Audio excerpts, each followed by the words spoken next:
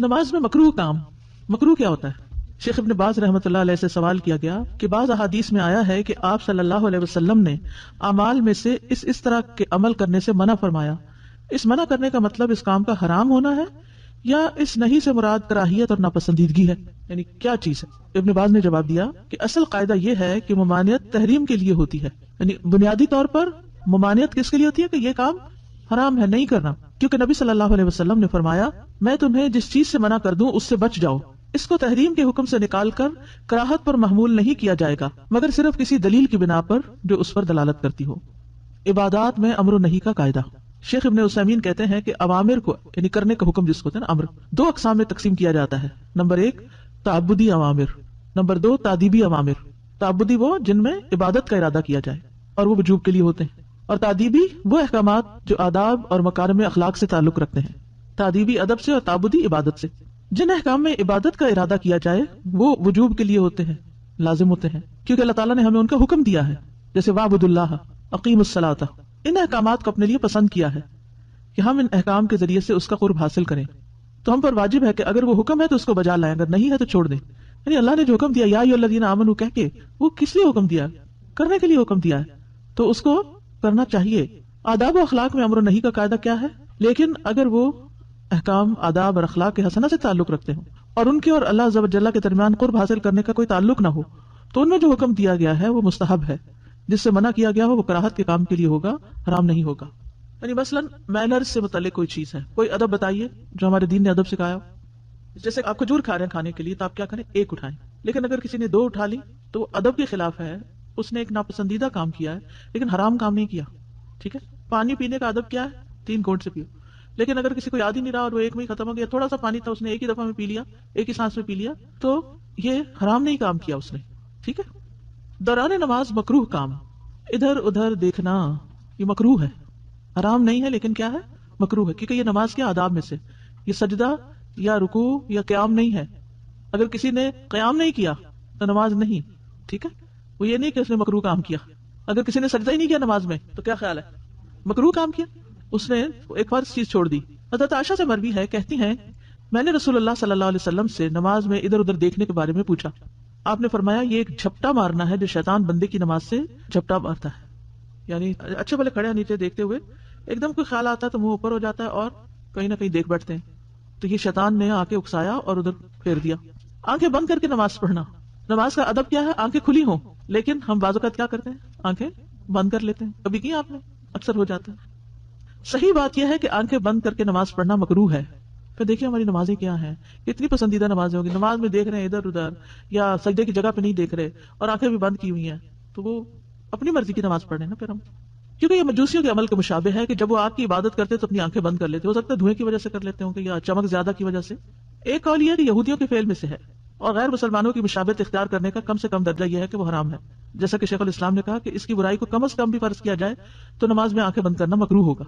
ہاں اگر کوئی ایسی وجہ ہو کہ آنکھیں کھلی رکھنے سے ارد و گرد کی چیزیں مشغول کر دیں تو نمازی اس وقت اس خرابی سے بچنے کے لیے آنکھیں بند کر سکتا ہے، جیسے مثلا آپ ایسی جائے نماز پہ کھڑے ہوئے جہاں شیر اور چیتے بننا شروع ہو گئے تصویروں میں، اس کے ڈیزائن میں، یا کوئی ڈانس کرتا ہوا نظر آ رہا ہے، تو پھر آپ سجدے کی طرف دیکھتے ہوئے آپ کیا کریں؟ اپنی نگاہیں جھکا لیں، جیسے کوئی بھی ناپسندیدہ چیز دیکھ کے انسان نگاہیں جھکا لیتا ہے یا بند کر لیتا ہے تو وہ پھر اسی زمرے میں آئے گا، لیکن اصل اصول کیا ہے کہ آنکھیں کھلی ہوں، نگاہیں سجدے کی جگہ پر ہوں، تو یہ ہے ایک مکروہ کام۔ نمبر 1 ادھر ادھر دیکھنا، نمبر 2 آنکھیں بند کر کے نماز پڑھنا، نمبر 3 قبلے کی جانب یا دائیں جانب تھوکنا۔ عبداللہ بن عمر سے روایت ہے، انہوں نے کہا کہ رسول اللہ صلی اللہ علیہ وسلم کو مسجد میں قبلے کی طرف دیوار پر بلغم نظر آیا، اس حال میں کہ آپ لوگوں کو نماز پڑھا رہے تھے، آپ صلی اللہ علیہ وسلم نے اسے کھرچ دیا، پھر نماز سے فارغ ہو کر فرمایا جب تم میں سے کوئی شخص نماز پڑھ رہا ہوتا ہے تو اللہ اس کے چہرے کی طرف ہوتا ہے، لہٰذا کسی کو نماز کے دوران اپنے سامنے کی طرف نہیں تھوکنا چاہیے۔ یہ بھی مینرز کے خلاف ہے نا۔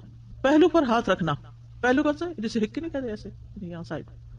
ابو ہریرہ رضی اللہ عنہ نبی صلی اللہ علیہ وسلم سے روایت کرتے ہیں کہ آپ نے منع فرمایا کہ کوئی آدمی پہلو پر ہاتھ رکھے ہوئے نماز پڑھے، یہ بھی مینرز کے خلاف ہے۔ زیاد بن صبیح حنفی کہتے ہیں کہ میں نے ابن عمر کے پہلو میں کھڑے ہو کر نماز پڑھی، اس دوران میں نے اپنے ہاتھ اپنے پہلو کوکھ پر رکھ لیے، جب وہ نماز سے فارغ ہوئے تو فرمایا یہ کیفیت نماز میں صلیب سے مشابہ ہے، اس یعنی یوں رکھ لیں گے تو کیا ہو جائے گا؟ کراس بن جائے گی، اور رسول اللہ صلی اللہ علیہ وسلم اس سے منع کیا کرتے تھے۔ دوران نماز بائیں ہاتھ سے زمین پر سہارا لے کر بیٹھنا، یعنی اتحیات پڑھ رہے ہیں اور ہاتھ گھٹنوں پہ رکھنے کی بجائے، ران پہ رکھنے کی بجائے آپ نے کہاں رکھا ہوا ہے؟ زمین پہ رکھ کے ٹیکا ہوا ہے اور اس پہ بیٹھے ہوئے ہیں۔ ابن عمر رضی اللہ عنہ نے ایک شخص کو دیکھا کہ وہ نماز میں بیٹھے ہوئے اپنے بائیں ہاتھ کا سہارا لیے ہوئے تھا، یعنی زمین پہ ہاتھ رکھے ہوئے تھا۔ ہارون بن زید نے کہا وہ اپنی بائیں جانب پر گرا ہوا تھا، یعنی بالکل ادھر، تو یہ بھی ادب کے خلاف ہو گیا، آپ سیدھے اسٹریٹ بیٹھے۔ تو ابن عمر نے اس سے کہا ایسے مت بیٹھو، اس طرح وہ لوگ بیٹھتے ہیں جنہیں عذاب دیا جائے گا، یہ بیٹھنا ناپسندیدہ ہے۔ ہاتھ کی انگلیوں میں تشبیک کرنا، یہ ہے تشبیک، انگلیوں میں ڈال دینا یا ایسے کر کے کڑا کے نکالنا، ٹھیک ہے۔ ابن عباس کے آزاد کردہ غلام شعبہ سے مروی ہے، انہوں نے کہا میں نے ابن عباس کے پہلو میں نماز پڑھی، میں نے اپنی انگلیوں کے پٹاخے نکالے، جب میں نے نماز پوری کر لی تو انہوں نے کہا تمہاری ماں نہ رہے، تم نماز ہی میں اپنی انگلیوں کے پٹاخے نکال رہے ہو۔ جی انگلیاں توڑنا اس طرح۔ ابن عمر نے اس شخص کے بارے میں جو نماز میں انگلیاں ڈال کر تشبیک کرے یہ کہا کہ یہ ان لوگوں کی نماز ہے جن پہ غضب کیا گیا، یعنی بعض لوگ ہاتھ پہ ہاتھ رکھنے کی بجائے کیا کرتے ہیں؟ انگلیوں میں انگلیاں ڈال کے یوں نماز پڑھ رہے ہیں، ٹھیک ہے، کیسے؟ انگلیوں میں انگلیاں ڈال کے اسے سینے پہ، تو انگلیوں میں انگلیاں نہیں ڈالنی بلکہ جو ہاتھ پر ہاتھ رکھنا ہے اور پکڑنا ہے اس کو۔ کھانے کی موجودگی میں نماز پڑھنا۔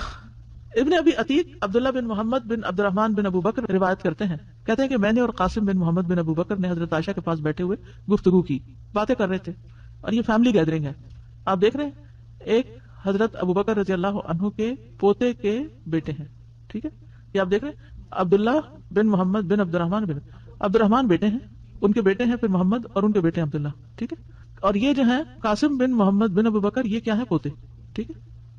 قاسم زبان کی شدید غلطیاں کرنے والے انسان تھے، وہ ایک کنیز کے بیٹے تھے، ایران سے جو آئی تھی نا کنیزیں، تو ان میں سے ایک ان کو ملی تھی، ان کے بیٹے کو، اس طرح کی یا بیٹیاں تھیں یا کچھ ایسے ہی شاہی خاندان کی خواتین تھیں۔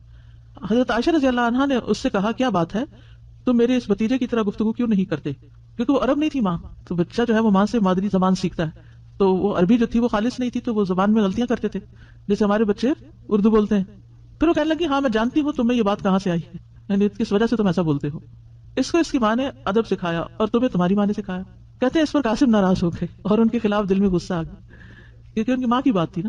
پھر جب انہوں نے حضرت عائشہ کا دسترخوان آتے دیکھا تو اٹھ کھڑے ہوئے کہ میں کھانا نہیں کھاؤں گا۔ حضرت عائشہ نے پوچھا کہاں جاتے ہو؟ انہوں نے کہا میں نماز پڑھنے لگا ہوں۔ حضرت عائشہ نے کہا بیٹھ جاؤ، انہوں نے کہا میں نے نماز پڑھنی ہے۔ حضرت عائشہ نے کہا بیٹھ جاؤ دھوکے باز، میں نے رسول اللہ صلی اللہ علیہ وسلم کو فرماتے ہوئے سنا ہے کھانا سامنے آ جائے تو نماز نہیں، کھانا سامنے آ جائے تو نماز نہیں، یعنی وہ بہانہ کر رہے تھے ایک طرح سے، جی، اور وہ سمجھ گئی، اور نہ وہ نماز پڑھے جس پر پیشاب پخانہ کی ضرورت غالب آ رہی ہو، یہ دونوں چیزیں توجہ بانٹنے والی ہیں۔ اس حدیث میں اس بات کا بیان ہے کہ جب ایسا کھانا موجود ہو جسے وہ کھانا چاہتا ہے تو اس وقت نماز پڑھنا مکروہ ہے، کیونکہ اس طرح سے اس کا دل کھانے کی طرف ہی مشغول رہے گا اور نماز میں مکمل خشوع ختم ہو جائے گا۔ رفع حاجت محسوس ہونے کی حالت میں نماز پڑھنا۔ سنن نبی داؤد کی روایت ہے، ابو ہریرہ رضی اللہ عنہ نبی صلی اللہ علیہ وسلم سے روایت کرتے ہیں کہ آپ صلی اللہ علیہ وسلم نے فرمایا جو شخص اللہ اور آخرت کے دن پر ایمان رکھتا ہے اس کے لیے حلال نہیں کہ پیشاب پخانہ روکے ہوئے نماز پڑھے حتیٰ کہ فارغ ہو جائے، یعنی جائے فارغ ہو کے دوبارہ وضو کر کے آئے اور نماز مکمل کرے۔ جو شخص اللہ اور آخرت کے دن پر ایمان رکھتا ہے اس کے لیے حلال نہیں، جائز نہیں یہ بات۔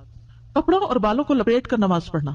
ابن عباس رضی اللہ عنہما سے مروی ہے کہ وہ نبی صلی اللہ علیہ وسلم سے بیان کرتے ہیں کہ آپ نے فرمایا ہمیں حکم دیا گیا کہ ہم 7 ہڈیوں پر سجدہ کریں، نیز اس دوران میں اپنے بالوں اور کپڑوں کو نہ سمیٹیں، یعنی توجہ سے نماز پڑھیں، اس وقت بار بار دوپٹہ ٹھیک کرنا یا اور بالوں کو باندھنا یا پیچھے کرنا ان کو سمیٹنا ہی درست نہیں۔ ولا تکف صوبا ولا شعرا کے 2 معنی ہیں۔ نمبر 1 سجدہ کرتے وقت کپڑے اور بالوں کو اوپر نہ اٹھانا، یعنی جب سجدہ کریں گے اور اگر بال کھلے ہیں، جو لوگ بال باندھتے نہیں شارٹ ہیئرز ہیں، تو وہ کیا ہوگا سجدے میں کہاں چلے جائیں گے؟ نیچے آ جائیں گے۔ آپ صلی اللہ علیہ وسلم کا یہ فرمان ولا نکف شعرا ولا صوبا، یعنی نماز میں ہم انہیں اوپر نہ اٹھائیں بلکہ انہیں چھوڑ دیا جائے یہاں تک کہ کپڑوں کو بھی وہ جگہ لگے جو سجدوں کے مقامات کو لگتی ہے، یعنی دوپٹہ وغیرہ یہ جو بھی ہے، سکارف ہے تو وہ بھی سجدے کی جگہ کو چھو جائے۔ اس وقت سکارف کو اس طرح نہیں لپیٹیں کہ وہ بالکل ہی جسم کے ساتھ چمٹ جائے۔ انسان اپنے بالوں کو نہ سمیٹے، اگر اس کے بال نیچے لٹک رہے ہوں تو سجدہ کرنے کی وجہ سے انہیں جمع نہ کرے بلکہ انہیں اپنے ساتھ سجدہ کرنے دے۔ اس کا مطلب نہیں کہ اس سکارف سے باہر نکل کے نظر آنے لگے، تو مطلب یہ کہ جیسے چھوٹے ہیں آگے آتے ہیں تو آگے آ جاتے ہیں، پیچھے جاتے ہیں تو پیچھے آ جاتے ہیں، مگر اندر ڈھکے ہوئے ہیں تو ان کو نماز میں باندھ کے نماز پڑھنے کی ضرورت نہیں۔ کٹے ہوئے بال ہو جن کو ان کو نماز میں باندھنے کی ضرورت نہیں، ویسے ہی پڑھ لے بس ڈھکے ہوئے ہوں۔